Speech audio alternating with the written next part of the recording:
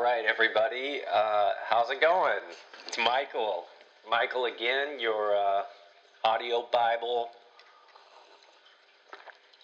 podcasting-esque fool tuning in.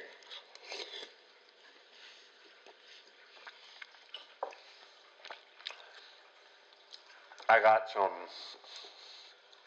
tomato soup here. Tomato soup with Cheez-Its. And then this goes out to my grandma. She's no longer with us, not down here at least. But she would always drink Diet Coke with milk. This is Diet Coke, or this is just Coke, Coca-cola with some milk.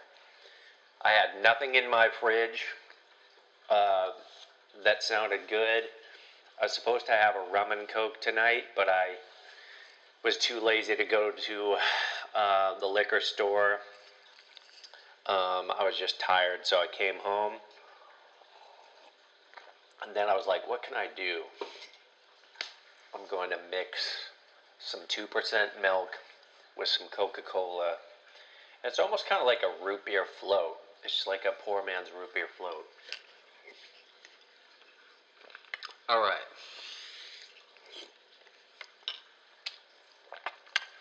So I've done the tally so far, and we've done Joshua, Judges, Ruth, and 1 Samuel. That gives us, we've read through 80 chapters already. That means by 2 Samuel chapter 20, we will be on our 100th chapter, which is a big deal. I remember mentioning the 10th chapter that we logged, and that was way back in Joshua. And I'll definitely have like a little celebration for the 100th chapter. So I don't know what that will be, but it'll be something. So 1 Samuel has just ended. Saul fell on his sword. We remember that. That's something I wanted us all to remember. Saul committed suicide at the end of a battle. Jonathan, unfortunately, was killed in the same battle. His son, who was best friends with David. And,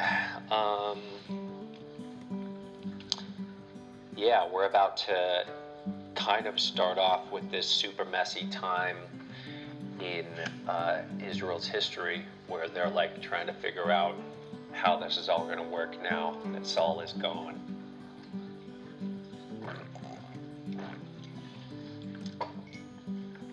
It's also kind of interesting that like just how long it took. So like David was just a young boy when he was first anointed. He was a young man. And now, now I've got to imagine he's a good deal older, especially as this process starts off. So, without further ado, here we go. Chapter 1 of 2 Samuel. All right.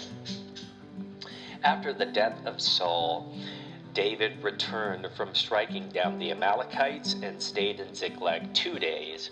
On the third day, a man arrived from Saul's camp with his clothes torn and dust on his head.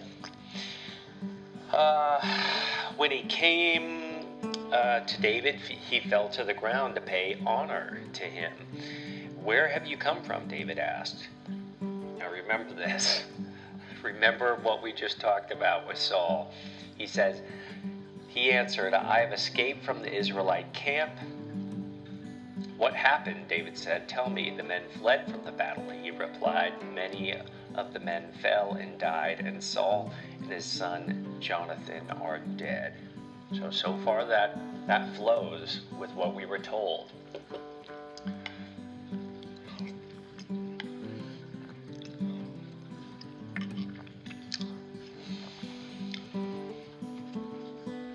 All right. Verse 5. Then David said to the young man, Who brought him the report? How do you know that Saul and his son Jonathan are dead? I happened to be at Mount Gilboa, the young man said, and there was Saul leaning on a spear with the chariots and their drivers in hot pursuit. And when he turned around and saw me, he called out to me and said, "What can I do?" He asked me, "Who are you?" And I said, "What can I do?" He asked me, "Who are you?" "An Amalekite," I answered. Then he said to me, "Stand here by me and kill me. I'm in the throes of death, but I'm still alive." So I stood beside him and killed him, because I knew that after he had fallen, he could not survive. And I took the crown that was on his head and the band on his arm, and have brought them here to my Lord. So there's two clear possibilities that I see here for interpreting this. Either this young man is lying to David to get into David's good graces, and David killed himself, and we would be reading that as if 1 Samuel, the account of Saul's death in 1 Samuel, was accurate, and it gave us everything we needed to know about Saul.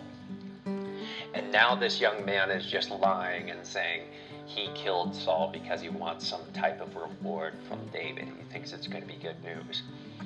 The other option is perhaps 1 Samuel didn't tell us everything, and that Saul did end up falling on his sword, but he didn't die immediately, and now we're getting the rest of the story. This young man, after Saul stabs himself with his own sword, is on the brink of death, and then calls out to this young man, just like this young man is sharing, and in that way the young man would be telling the truth. But either way, I don't think the young man is going to expect David's response here. He probably wouldn't share it if he knew what David was about to do. Because of course you would think that David would be relieved that Saul is dead after all of that. Then David and all his men with him, they took hold of their clothes and tore them. They mourned and wept. And they fasted till evening for Saul and his son Jonathan, for the army of the Lord, and for the nation of Israel, because they had fallen by the sword. And David said to the young man who brought him the report, "Where are you from?" "I am the son of a foreigner, an Amalekite," he answered. David asked, "Why weren't you afraid to lift your hand to destroy the Lord's anointed?" And then David called one of his men and said, "Go strike him down." So he struck him down, and he died. For David had said to him, "Your blood be on your head. Your own mouth testified against you when you said, 'I killed the Lord's anointed.'" So, that does ring a lot like Jesus's instruction to love those who persecute us, pray for those who hate us, right? David's kind of living like Jesus here. And it's not, obviously it's not just that, it's because David acknowledges that God anointed Saul, David took up this lament concerning Saul and his son Jonathan, and he ordered the people of Judah to be taught this lament of the bow. It is written in the book of Jeshar. "A gazelle lies slain on the heights, Israel, how the mighty have fallen. Tell it not in Gath, proclaim it not in the streets of Ashkelon, lest the daughters of the Philistines be glad, lest the daughters of the uncircumcised rejoice. Mountains of Gilboa, may you have neither dew nor rain. May no showers fall on were terraced fields, for there the shield of the mighty was despised, the shield of Saul, no longer rubbed with oil. For the blood of the slain from the flesh of the mighty, the bow of Jonathan did not turn back. The sword of Saul did not return unsatisfied, and Saul and Jonathan in life they were loved and admired, and in death they were not parted. They were swifter than eagles, they were stronger than lions. And you got to think that so much of his fondness and love for Jonathan has to be giving him such a gracious and kind of glorious recollection of not just Jonathan, but of Saul himself here. Daughters of Israel, weep for Saul, who clothed you in scarlet and finery, who adorned your garments with ornaments of gold. How the mighty have fallen in battle. Jonathan lies slain on your heights. I grieve for you, Jonathan, my brother. You were very dear to me. Your love for me was wonderful, more wonderful than that of a woman. How the mighty have fallen. The weapons of war have perished. And, I think most guys, at least guys who are fortunate, can relate to that, at least with some friend in their life, hopefully with more than one. We just have certain friends in our lives where we go, not even a woman is going to be able to quite equal this friendship. And of course there are many things that really close relationships with women, men are never going to be able to replace, But the same is true with really close friendships with men. Like, not even women can fill those gaps, And, yeah, that's what we're seeing here. I forget if I already mentioned this, but I think it's pretty wild that, Jonathan is the best friend. I was trying to think of other friendships that are super close in the Bible, and obviously the only one I can think of that was this close also was John and Jesus. And isn't that crazy that it's also a John who is best friends with Jesus, and Jesus was the Lord's anointed, and then there's Jonathan and David, and that John is also best friends with the Lord's anointed, who is David. And you could even say Jesus had two Johns, right? Like John the Baptist. So he had a double portion of best friends. He had John the Baptist, who made the way for him, and then he had this John disciple who was considered the one that Jesus loved, It's just interesting. I have no idea what to take away from that, but I think it's a very cool parallel that is hidden in the scriptures.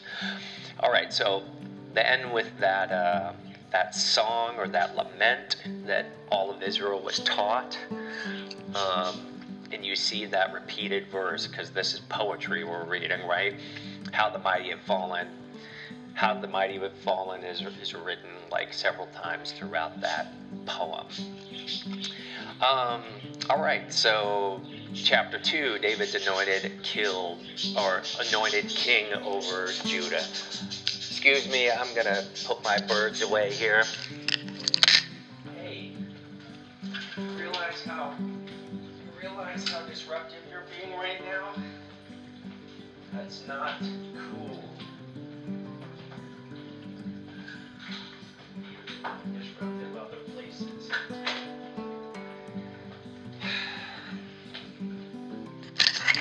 Okay, so, all right, David anointed king over Judah. In the course of time, David inquired of the Lord, shall I go up to one of the towns of Judah? He asked. The Lord said, go up. David asked, where shall I go?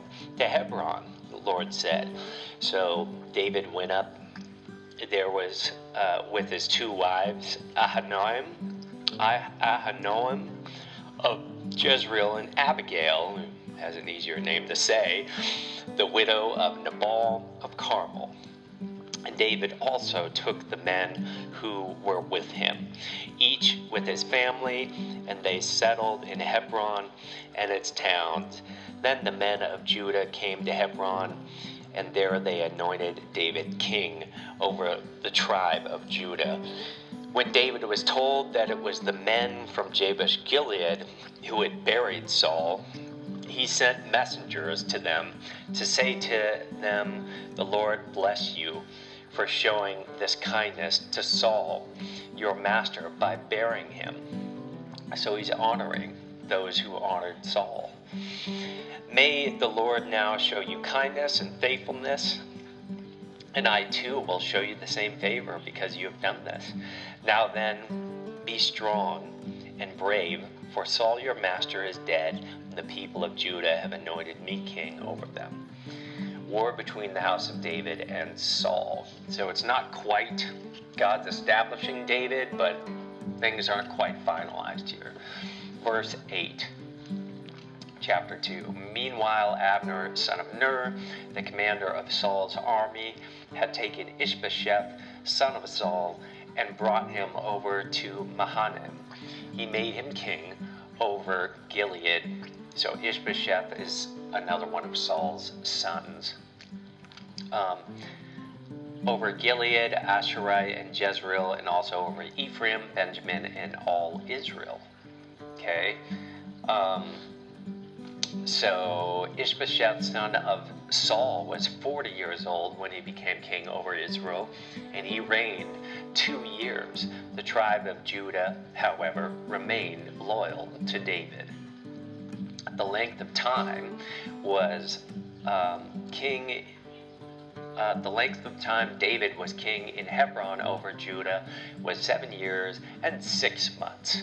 Abner, son of Ner, together with the men of Ishbosheth, son of Saul, left Mahanaim and went to Gibeon. Joab, son of Zeruiah, and David's men went out and met them at the pool of Gibeon. One group sat down on one side of the pool and one group on the other side. And then Abner said to Joab, "Let's have some of the young men get up and fight hand to hand in front of us." This sounds like a really demented practice.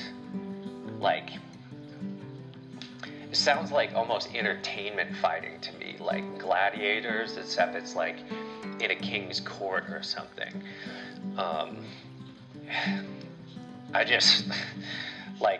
I realize this was ancient times, so I don't understand. This is not my world, but that's what I'm picturing here. Maybe I'm not picturing that right, but that's what I'm picturing. This is chapter 2, verse 12. I'll just read it one more time. Abner, son of Ner, together with the men of Ishbosheth, son of Saul, left Mahanaim and Gibeon. Joab, and then Joab, son of Zeruiah, David's men went out and met them at the pool of Gibeon. One group sat on one side of the pool and the other group on the other side. So you got Joab and Abner. Joab is David's right-hand man, and Abner is Saul's old right-hand man. Then Abner said to Joab, "Let's have some of the young men get up and fight hand-to-hand in front of us." It's like a spectator thing.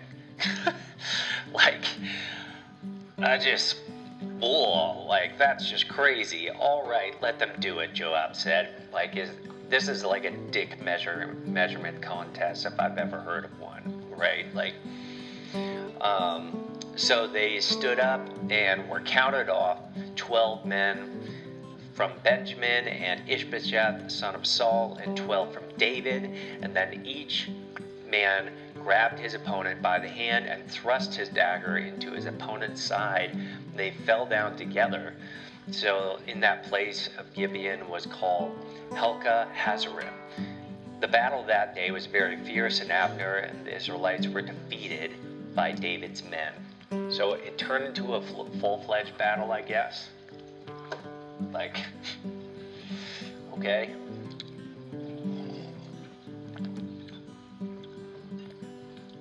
Yeah. So I guess David's men won out here, and the three sons of Zeruiah were there: Joab, Ashbashai, and Asahel, who, remember, is really fast. He's a very fast runner. You think of that movie, The Fighter, with Mark Wahlberg and Christian Bale, and Christian. This isn't a good parallel at all, but Christian's character is like an addict who's supposed to be training Mark Wahlberg, who is a boxer, a professional boxer in Philadelphia, and Christian is late to training, and so he starts running across the bridge, and his like loser friends say he's a very fast runner. You'd have to just watch the movie. It makes me laugh, at least. The three sons of Zerah were there. There's a Joab, Ashbashai, and Asahel. And now Asahel was a fleet-footed man, as wild as a gazelle. He chased Abner. So he's fast, right? Turning neither to the right or to the left as he chased Abner. And he pursued him, and Abner looked back. Remember, Abner is Saul's old bodyguard, basically. And now he's defending Saul's son as the new king. Abner looked behind him and asked, "Is that you, Asahel?" "It is," he answered. Then Abner said to him, "Turn aside to the right or to the left. Take one of the young men and strip him of his weapons." But Asahel would not stop chasing him. Abner warned, "Asahel, stop chasing me. Why should I strike you down? How could I look your brother Joab in the face?" But Asahel refused to give up the pursuit, and so Abner thrust the butt of his spear into Asahel's stomach, and the spear came out through his back. Like, if that's not a warrior's thrust, like, I don't know what is. Can you imagine, like, just the force? Obviously, he was using not just his arms, he was using his whole body. If the butt of a spear went clean through this man, Asahel. So it went straight through him, and he fell there and died on the spot. And every man stopped when he came to the place where Asahel had fallen and died. So everybody's shocked, obviously, because this man who is wild as a gazelle, it says, is now just dead on the ground. But Joab and Abishai pursued Abner, and as the sun was setting, they came to the hill country Ammah, near Giah, on the way to the wasteland of Gibeon. And then the men of Benjamin rallied behind Abner. They formed themselves into a group and took their stand on top of a hill. Abner called out to Joab, "Must the sword devour forever? Don't you realize that this will end in bitterness? How long before you order your men to stop pursuing their fellow Israelites?" A call for peace, right? It's not like Abner had a whole bunch of a choice. It was either he was going to die or Abihail was going to die, right? So Joab answered, "As surely as the Lord lives, if you had not spoken, the men who have continued pursuing would have continued pursuing them until morning." So Joab blew the trumpet, and all the troops came to a halt. They no longer pursued Israel, nor did they fight anymore. So for a short time, there's peace. And that was Joab's brother, keep in mind, who died. So Joab is being the bigger man, at least for now. All that night, Abner and his men marched through Arabah, and they crossed the Jordan, continued through the morning hours, and came to Mahanaim. Then Joab stopped pursuing Abner and assembled the whole army. Besides Asahel and the 19 of David's men,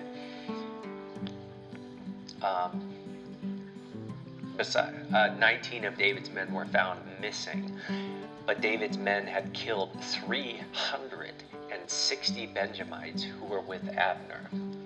So pretty good odds there. 19 missing versus 360. They took Asahel and buried him in his father's tomb at Bethlehem. Bethlehem is such a small town, but lots of people kind of famous from there.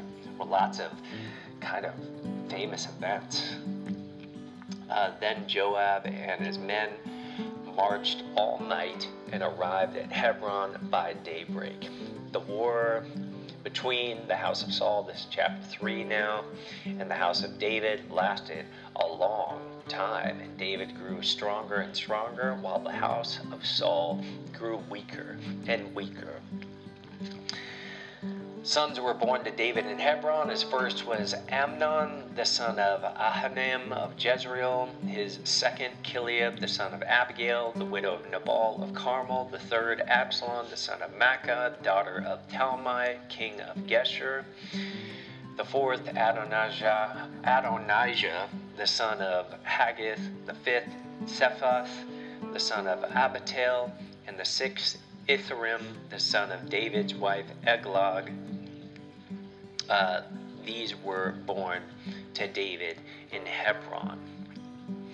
Abner goes over to David. So this is going to be an unexpected twist. During the war between the house of Saul and the house of David, Abner, remember, who is Saul's old bodyguard, had been strengthening his own position in the house of Saul. And now Saul had a concubine named Ritzpah, daughter of Aiah. And Ishbosheth said to Abner, "Why did you sleep with my father's concubine?" Abner was very angry because of what Ishbosheth said. So he answered, "Am I a dog's head on Judah's side?" It's a peculiar description. "This very day I am loyal to the house of your father Saul, and to his family and friends. I have handed you over to David. I haven't handed you over to David, yet now you accuse me of an offense involving this woman. May God deal with Abner, be it ever so severely, if I do not do for David what the Lord promised him on oath, and transfer the kingdom from the house of Saul, and establish David's throne over Israel and Judah from Dan to Beersheba." Ishbosheth did not say a word after this, because he was afraid of him. Then Abner sent messengers on his behalf to say to David, "Whose land is it? Make an agreement with me, and I will help you bring all Israel over to you." "Good," said David. "I will make an agreement with you, but I demand one thing of you. Do not come into my presence unless you bring Michal, daughter of Saul, when you come to see me." Then David sent messengers to Ishbosheth, son of Saul, demanding, "Give me my wife Michal, whom I betrothed to myself for the price of 100 Philistine foreskins." And I believe him and his men actually killed 200, but the asking price was only 100. So Ishbosheth gave orders and had her taken away from her husband, Patil, son of Laish. That's a peculiar story too, right? Because she started by marrying David and was taken away and given to Patil, and now is being taken away from Patil and given back to David. Just crazy stories here. Then Abner said to him, "Go back home," because he's weeping as she's being taken away for obvious reasons. And Abner confirmed with the elders of Israel and said, "For some time you have wanted to make David your king. Now do it."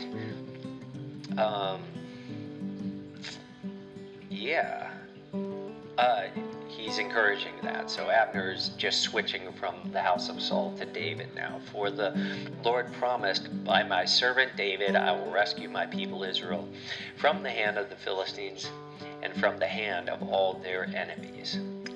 Abner also spoke to the Benjamites in person.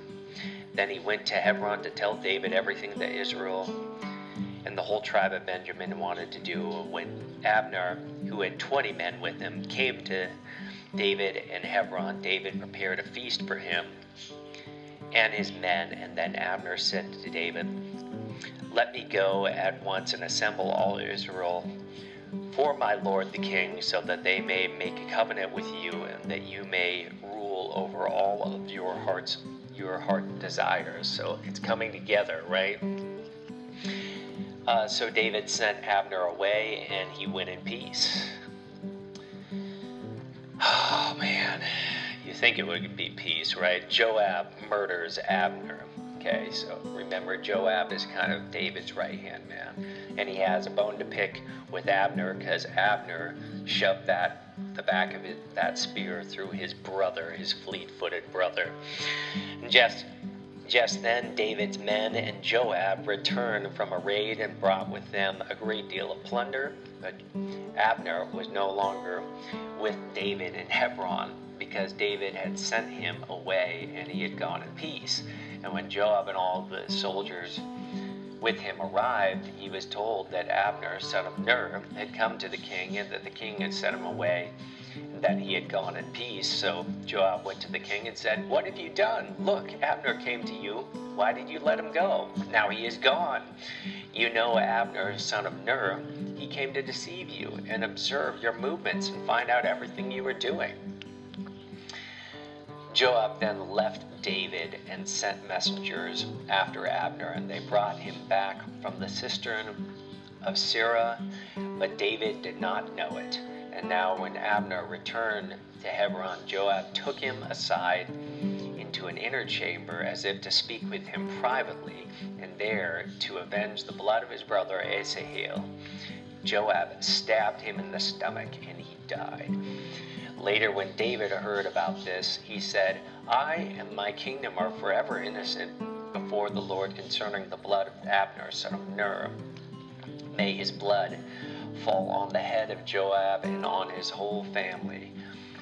May Joab's family never be without someone who has a running sore or leprosy, or who leans on a crutch, or falls by the sword, or who lacks food." Quite a curse. And Joab and his brother Abishai murdered Abner because he had killed their brother Asahel in the battle of Gibeon. And then David said to Joab and all the people with him, "Tear your clothes and put on sackcloth and walk in mourning in front of Abner." And once again, I'm just thinking, like, Joab's like, "Sure, I'll wear whatever clothes you want me to wear, just as long as that guy's dead," right? And then King David himself walked behind the bier, what I assume is the casket, and they buried Abner in Hebron, and the king wept aloud at Abner's tomb. All the people wept also. And if you remember, David even said a curse on Abner earlier in 1 Samuel for not being alert as Saul was sleeping. He should have been guarding Saul, but instead he was just sleeping like close by. Not a very good guard, at least not that moment. Then the king sang this lament for Abner. "Should Abner have died as the lawless die? Your hands were not bound, your feet were not fettered. You fell as one falls before the wicked." All the people went over him again, and they all came and urged David to eat something while it was still day. But David took an oath, saying, "May God deal with me, be it ever so severely, if I taste bread or anything else before the sun sets." All the people took note and were pleased. Indeed, everything the king did pleased them. So on that day, all the people there and all Israel knew that the king had no part in the murder of Abner, son of Ner. Then the king said to his men, Do you not realize that a commander and a great man has fallen in Israel this day? And today, though I am the anointed king, I am weak, and these sons of Zerah are too strong for me. May the Lord repay the evildoer according to his deeds. And that's also interesting because David's such a stout-hearted man, right? Like, he's the one who fought the giant. He's the one who killed Goliath. And yet somehow here he's saying that Joab is too strong. Joab and his men are too strong for him. And I have no idea how to really justify that, but I think it's of note. Chapter 4, Ishbosheth murdered. This is Saul's son who was anointed king of Israel. The only tribe that David has had at this point is Judah, and the rest has been under Ishbosheth, but that's about to change here. When Ishbosheth, son of Saul, heard that Abner had died in Hebron, he lost courage, and all Israel became alarmed. Now Saul's son had two men who were leaders of raiding bands, and one was named Baanah, and the other Rechab. They were sons of Rimmon the Betherite, and from the tribe of Benjamin. Beroth is considered part of Benjamin because the people of Beroth fled to Githim and have resided there as foreigners to this day. Jonathan, son of Saul, had a son who was lame in both feet. He was 5 years old when the news about Saul and Jonathan came from Jezreel. His nurse picked him up and fled, but as she hurried to leave, he fell and became disabled. His name was Mephibosheth. Now Rechab and Baanah, the son of Rimmon the Betherite, set out for the house of Ishbosheth, and they arrived there in the heat of the day while he was taking his noonday rest. They went into the inner part of the house as if to go get wheat, and they stabbed him in the stomach, and then Rechab and his brother Baanah slipped away. All right, they had gone into the house while he was lying in the bed in his bedroom, and after they stabbed and killed him, they cut off his head, taking it with them, and they traveled all night by way of Arabah, and they brought the head of Ishbosheth to David at Hebron and said to the king, "Here is the head of Ishbosheth, son of Saul, your enemy, who tried to kill you. This day the Lord has avenged my lord the king against Saul and his offspring." It's like a really dirty thing, right? Killing a man in a bed. Sounds like something from The Godfather. David answered Rechab and his brother Baanah, the sons of Rimmon the Betherite, "As surely as the Lord lives, who has delivered me out of every trouble, when someone told me Saul is dead and thought he was bringing good news, I seized him and put him to death in Ziklag. That was the reward I gave him for his news. How much more when wicked men have killed an innocent man in his own house and in his own bed? Should I not now demand his blood from your hand and rid the earth of you?" So David gave an order to his men, and they killed them. They cut off their heads and feet and hung the bodies by the pool in Hebron. But they took the head of Ishbosheth and buried it in Abner's tomb at Hebron. David becomes king over Israel. This is chapter 5. So, what a crazy story there, right? This will be the last one for this reading.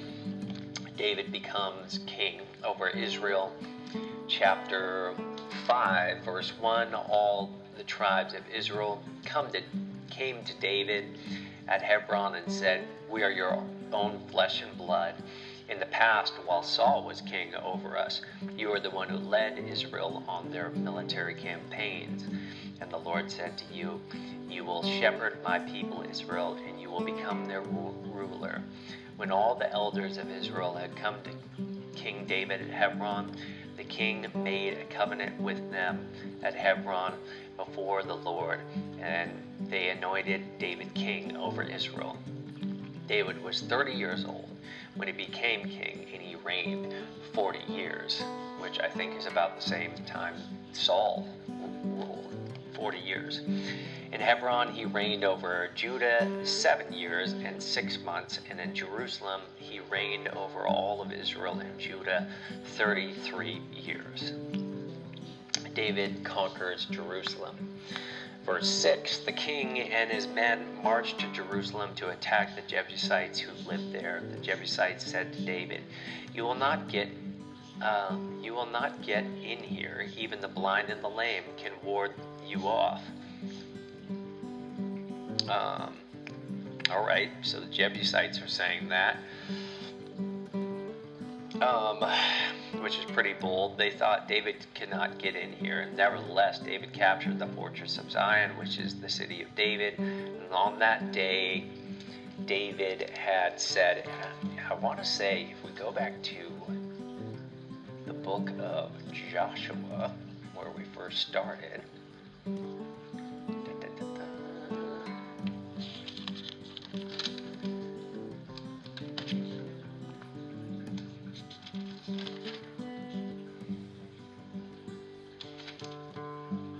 is that what I think it is?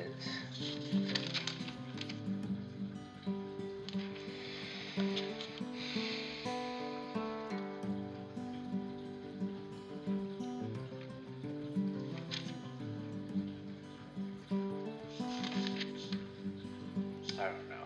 We're just going to keep reading. I'll figure it out later.